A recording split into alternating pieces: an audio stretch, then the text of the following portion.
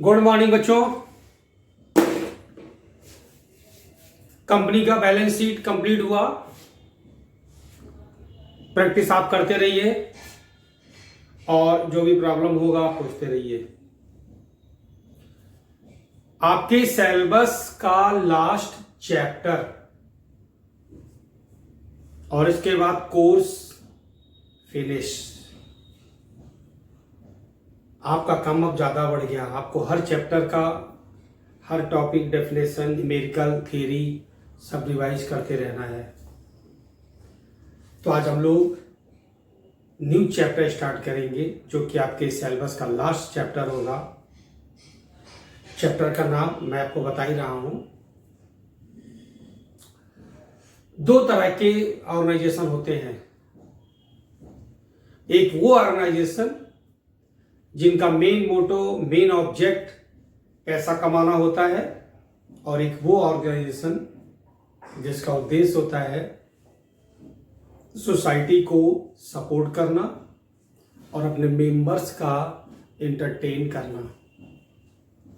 यानी ऐसी संस्था जिसका उद्देश्य पैसा कमाना नहीं है, सपोर्ट करना है, उसे कहते हैं not for profit organisation. Not for profit organisation, ये आपका लास्ट चैप्टर है।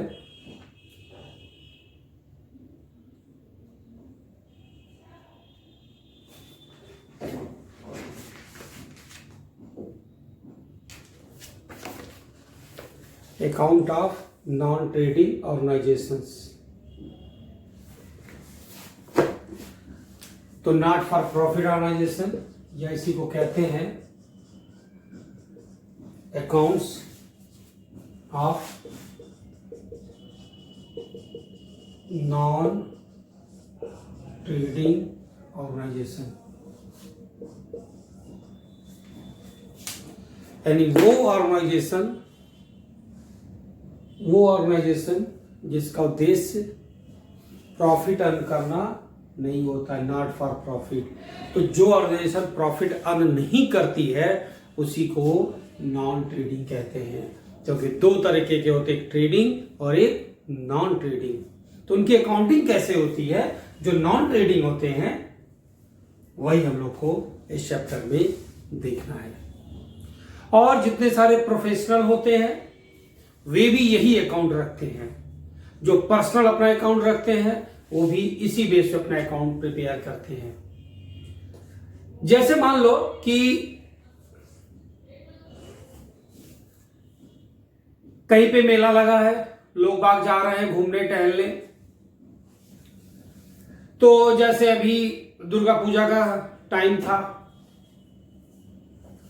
तो दुर्गा पूजा का मेला लगता था। क्योंकि अभी कोविड-19 में ये चीजें नहीं हो पाई, लेकिन नॉर्मली ऐसा होता है कि जब भी दुर्गा पूजा का माहौल बनता है तो जगह जगह मेला लगता है, मूर्तियां लगती हैं, लोग घूमने जाते हैं।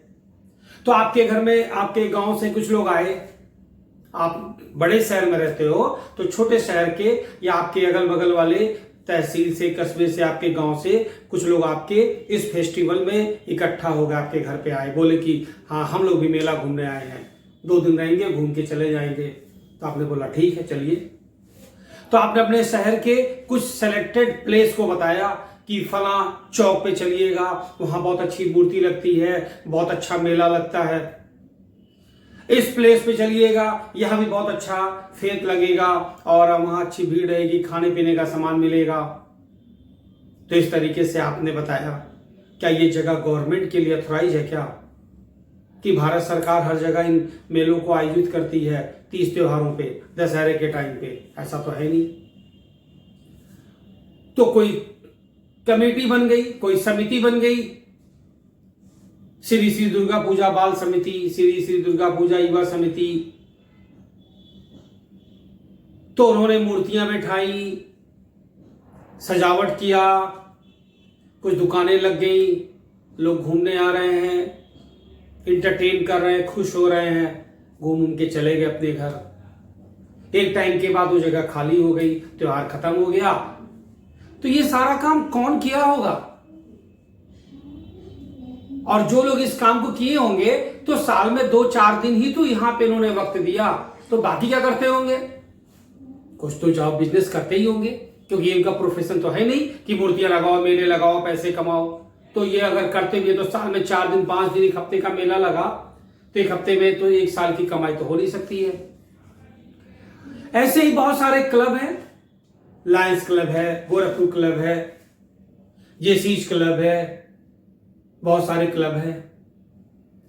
ये लोग के भी मेंबर्स होते हैं, टाइम टू टाइम जाते हैं, एंटरटेन करते हैं। और जब कभी बाढ़, भूकंप, जैसे अभी कोरोना का आया तो कोविड-19, तो इन्होंने उन लोगों को खाना देना, या मजदूर आए बाहर से तो परेशान है, चाय पानी बिस्किट, ठंडक में गरीबों को ठंड लग रही है तो कंबल मुफ्त में दे दिया गया। कहीं किसी क्लब के द्वारा मोतियाबिंद का ऑपरेशन करा दिया गया। और ये सारे क्लब वाले भी टाइम टू टाइम जो इसके मेंबर्स जुड़े हुए हैं उनके लिए एंटरटेन प्रोग्राम भी कराते रहते हैं। स्कूल, कॉलेज, हॉस्पिटल, ये सारी चीजें सोसाइटी के लिए होती हैं। आप मेला देखने गए दशहरे में, ये सोसाइटी के लिए उस मेले का ऑर्गेनाइजेशन किया गया। कहीं पे रेल मेला लगा, रेलवे ने यह ऑर्गेनाइज किया आपके लिए, सोसाइटी के लिए। कोई क्लब है, कहीं पे कोई उसने प्रोग्राम कराया, सोसाइटी के लिए कराया, समाज के लिए कराया। कोई भी ऐसी सिचुएशन, हॉस्पिटल है, यहाँ पे बहुत मिनिमम पैसे में इलाज होता है गरीबों के लिए। अनाथ आश्रम है, लाइब्रेरी है, 5 रुपए दीजिए, लाइब्रेरी में जाइए, जितने सारे मैगजीन हो, जो सारे न्यूज़पेपर हो, आप बैठ के पढ़ सकते हैं, नोट्स बना सकते हैं। एक मेंटेनेंस चार्ज बहुत थोड़ा सा मिनिमम ले लिया गया और ढेर सारी फैसिलिटीज दे दी गई। तो ये लोग जब ऐसा कोई ऑर्गेनाइजेशन बनाते हैं तो इसमें मेंबर्स जुड़ते हैं, और ये मेंबर एनुअल सब्सक्रिप्शन देते हैं, 100 रुपए एनुअल, 500 रुपए एनुअल, 1000 रुपए एनुअल। और जब भी कहीं बाढ़, भूकंप, कुछ ऐसी चीजें आती हैं, दैवीय आपदा आती हैं, तो ये लोग जो है सारे मेंबर और पैसे दे करके, चैरिटी दे करके, डोनेशन दे करके, और उन गरीबों के सपोर्ट के लिए निकल चलते हैं। बहुत सारे मंदिर हैं, मस्जिद हैं, गुरुद्वारा है, गुरुद्वारा में लंगर चल रहा है, बहुत लोग खाना खाए लंगर में, 50,000 1 लाख लोग खाना खाए। खाना खाने का पैसा कहां से आया? जितने सारे उस कमेटी के मेंबर जुड़े हुए हैं उन लोगों ने उसमें चंदा दे दिया, सब्सक्रिप्शन दे दिया, सब्सक्राइब कर दिया, खाना बन गया, सारे गरीब लोग जो जिसकी मर्जी हुई खाना खाया। कहीं पे जो है गर्मी में पानी पीने के लिए जगह जगह प्याऊ लगा दिया गया। तो इस काम में पैसे लगते हैं। ये लोग जो मेंबर्स जुड़े हुए हैं, ये लोग कहीं जॉब करते हैं, कहीं सर्विस करते हैं, कहीं बिजनेस करते हैं, लेकिन इनके मन में सोसाइटी को करने के लिए कुछ है तो थोड़े से पैसे एज ए चैरिटी दे देते हैं। आप हरिद्वार जाते हैं, अयोध्या जाते हैं, अजमेर शरीफ जाते हैं, तो लिखा होता है ये पंखा, ये बिल्डिंग, ये भवन, ये सीढ़ी इनकी याद में बनवाया गया, इन्होंने अपनी विल, वसीयत दान कर दी। उससे पूरा काम धाम सब चल रहा है। जो लोग भी जा रहे हैं धर्मशाला में रुक रहे हैं, मुफ्त में रुक रहे हैं, थोड़े से मेंटेनेंस चार्ज देकर रुक रहे हैं। उतनी बड़ी बिल्डिंग तो नहीं ना बनवाई उन्होंने, तो जो सारे मेंबर्स हैं वो उसकी देखरेख करते हैं, बिल्डिंगें बनवा देते हैं आम सभी लोगों के लिए। तो इसमें जो पैसे कलेक्ट हुए उसका हिसाब किताब होगा। एक क्लब खुल गया, 1000 मेंबर है उसमें, एक मेंबर 100 रुपए देगा, 1 लाख रुपए आ गए। दुर्गा पूजा की मूर्ति बैठानी है, रसीद कट गई, 25 रुपए, 50 रुपए, 51 रुपए, 500, 1000, 11 रुपए, दान पेटी भी बन गई। तो जो सारा पैसा कलेक्ट हुआ उस पैसे का हिसाब होगा। मूर्ति बनाने का खर्चा आएगा, पंडाल का खर्चा आएगा, डेकोरेशन का खर्चा आएगा। कोई क्लब है, खाने पीने का जो है व्यवस्था करा दिया गया तो खर्चे भी होंगे। गुरुद्वारा में लंगर चल रहा है तो कितने राशन आए, बनाने में कितना लगा, कितना सिलेंडर लगा, और सब्जी कितने की आई, सबका हिसाब होना चाहिए ना, क्योंकि कोई ओनर तो होता नहीं है। सारे मेंबर्स ने पैसे दे दिए, एक कैशियर हो गए उसमें, एक जो है कोऑर्डिनेटर हो गए, तो थोड़े थोड़े सबको एक पोस्ट दे दी गई, सब लोग अपना देखिए काम। तो जब सारे पैसे आ गए, सब खर्च हो गए, तो सब लोग पूछेंगे ना कितना पैसा आया, जो सारे मेंबर होंगे वही पूछेंगे, सब लोग का मतलब मेंबर से है, तो सारे मेंबर लोग पूछेंगे कितना पैसा आया, कितना खर्च हुआ, कितना पैसा बचा। कोई बहुत बड़ी दुर्गा पूजा समिति है, 40 साल 50 साल से 100 साल से चल रही है, तो बहुत बड़ा खर्चा आता है, तो जो सारे मेंबर हैं जो सब्सक्राइब करते हैं वहां पे चंदा देते हैं, तो सबको हिसाब देना पड़ता है। तो अकाउंट कैसे बनेगा, यही आपको पढ़ना है। और इनका उद्देश्य है समाज की सेवा करना, सोसाइटी को इंटरटेन भी करना है, सपोर्ट भी करना है। बहुत ठंडक पड़ गई, बहुत गरीब ठंड से ठिठुर रहे हैं, तो कंबल बांट दिया गया उन लोगों को। इस तरीके से आप अकाउंटिंग कैसे करेंगे, यह आपको इस चैप्टर में देखना होगा। ये बनाते हैं रिसीव्ड एंड पेमेंट्स अकाउंट, और बनाते हैं इनकम एक्सपेंडिचर अकाउंट, और बनाते हैं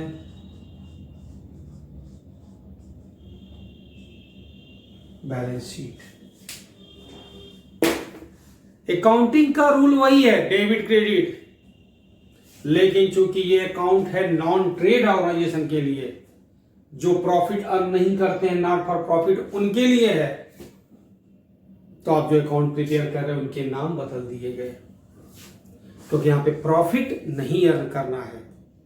यहां पे जो पैसे आएंगे सब एक्सपेंस ही करने हैं, क्योंकि कोई ओनर नहीं है, यहां पे कोई डायरेक्टर नहीं है, कोई मैनेजर नहीं है। कितने पैसे रिसीव्ड हुए पूरे एक साल में और कितने पेमेंट हुए, तो रिसीट पेमेंट बनाते हैं। और आपको कैश बुक तो याद होगा ना, जो ट्रेड ऑर्गेनाइजेशन वाले बनाते थे, जो आपने फर्स्ट ईयर में पढ़ा होगा। तो ट्रेड ऑर्गेनाइजेशन वाले जो कैश बुक बनाते थे, तो कैश बुक का डेबिट रिसीप्ट होता था और क्रेडिट साइड पेमेंट्स होता था। लेकिन कैश बुक नहीं बोल सकते, कैश बुक सिमिलर ही है, ये कैश बुक का ही रूल फॉलो होगा, बट हम उसको कैश बुक नहीं बोल सकते। तो ये कैश बुक बोलेंगे तो वो प्रॉफिट अर्न करने वाली ऑर्गेनाइजेशन के लिए हो जाएगा, उसका नाम रखा गया रिसीट्स एंड पेमेंट। हम लोग पीएल अकाउंट बनाते हैं, जो सोल ट्रेडर बनाते थे, प्रॉफिट अर्न करने वाले, सेम वही चीज है, लेकिन यहां पे नाम हो गया इनकम एक्सपेंडिचर अकाउंट। यानी पीएल अकाउंट के डेबिट क्रेडिट साइड होते थे, तो डेबिट का मतलब हो गया एक्सपेंडिचर और क्रेडिट का मतलब हो गया इनकम। बैलेंस शीट, नाम तो बैलेंस शीट है, बट यहां के जो आइटम होंगे वो जैसे क्लब वगैरह के आइटम होते हैं, इस टाइप के आइटम होंगे। तरीका वही है बनाने का, तीनों चीजों का, लेकिन जो नेम हमें मिलेंगे यहां पे charity, subscription, donation, legacy, building fund, medicine, cricket match, refreshment, ऐसे वर्ड मिलेंगे। मतलब वही होगा, आ रहा है जा रहा है, एक्सपेंस है कि इनकम है, एसेट्स है कि लायबिलिटी है, लेकिन नाम हमें इन ऑर्गेनाइजेशंस में ऐसे ही मिलते हैं। इसके बेस पे हम लोग को सबसे पहले पढ़ना होगा receipt payment account. Receipt payment account का पर्सनल क्वेश्चन आता है, सिंगल, और ऐसे भी क्वेश्चन आते हैं कि इनकम एक्सपेंडिचर प्रिपेयर करना है। तो अगर इनकम एक्सपेंडिचर प्रिपेयर करना होगा तो उसके लिए पहले आपको बनाना होगा रिसीट पेमेंट, और अगर बैलेंस शीट बनाना होगा तो ये दोनों प्रिपेयर करना होगा। यानी अगर एक क्वेश्चन आया छोटा सा तो रिसीट पेमेंट बनाओ, और अगर एक क्वेश्चन आया कि इनकम एक्सपेंडिचर बनाओ तो क्वेश्चन में रिसीट पेमेंट बना के मिलेगा आपको, और आप उसके हेल्प से इनकम एक्सपेंडिचर बनाएंगे। और अगर क्वेश्चन आ गया बैलेंस शीट बनाओ तो रिसीट पेमेंट एक क्वेश्चन के रूप में मिलेगा, उसके सपोर्ट से इनकम एक्सपेंडिचर बनाओगे और बैलेंस शीट प्रिपेयर करोगे। 15 मार्क्स का है ये, सिलेबस में आपके 15 नंबर का नॉन ट्रेड ऑर्गेनाइजेशन है, क्योंकि आपका सिलेबस रिड्यूस हुआ है, इस वजह से ये 15 मार्क्स के सिलेबस में है। तो 15 मार्क्स का आपका सिलेबस है, तो इसकी बहुत सारी थियरियां भी होती हैं। नॉन ट्रेड ऑर्गेनाइजेशन क्या होता है, उसकी meaning, definition, receipt payment account और कैश अकाउंट में या कैश बुक में difference, receipt payment account prepare करने के रूल्स क्या क्या हैं, इनकम एक्सपेंडिचर अकाउंट की डेफिनेशन, और ये पीएल अकाउंट से किस तरीके से डिफर होता है और इसके प्रिपेयर करने के रूल्स क्या हैं, और फिर बैलेंस शीट। तो बैलेंस शीट में आइटम आता है कैपिटल फंड, तो कैपिटल फंड कैसे क्रिएट होता है, और आपस में भी रिसीट पेमेंट अकाउंट और इनकम एक्सपेंडिचर अकाउंट में डिफरेंस, और डोनेशन की definition, charity, legacy, endowment fund, इनकी भी डेफिनेशन अलग से 2 मार्क्स में आ जाती है। तो कुल मिला के इस चैप्टर से ढेर सारी थियरियां भी हैं और ढेर सारे न्यूमेरिकल्स भी हैं। दोनों चीज़ों की तैयारी आपको करनी पड़ेगी और इसके हिसाब से ही आप इस चैप्टर को सही कर पाएंगे। आप शुरू से ध्यान देंगे हर चैप्टर की तरह से तो ये चैप्टर भी आपको समझ में आएगा, लेकिन आपको थोड़ा सा अलर्ट रहना पड़ेगा, नहीं तो आपके लिए प्रॉब्लम हो जाएगी। आइए हम लोग पहले कुछ बातों को समझते हैं।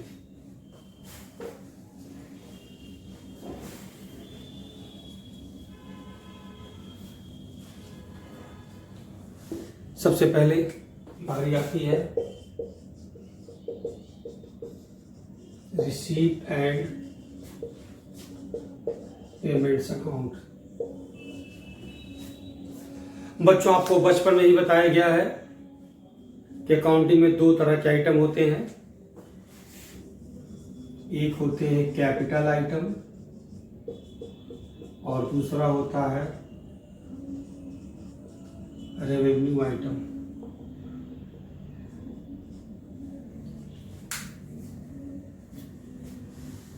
एक होता है कैपिटल आइटम और दूसरा होता है रेवेन्यू आइटम।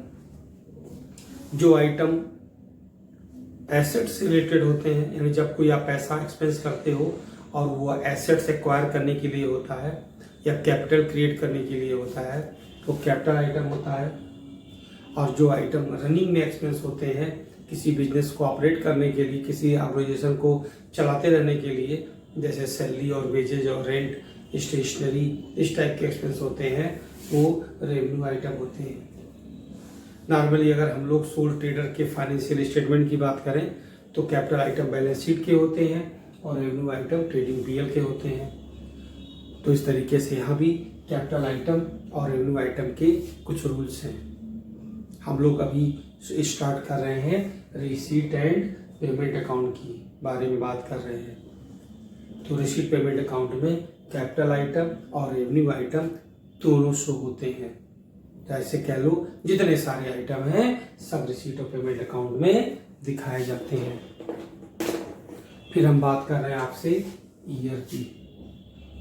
एक होता है प्रीवियस ईयर, दूसरा होता है करंट ईयर और तीसरा होता है नेक्स्ट ईयर।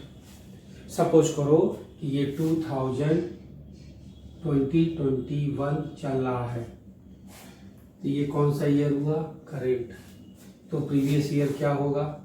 2019, 2020। और नेक्स्ट ईयर क्या हुआ? ये हुआ।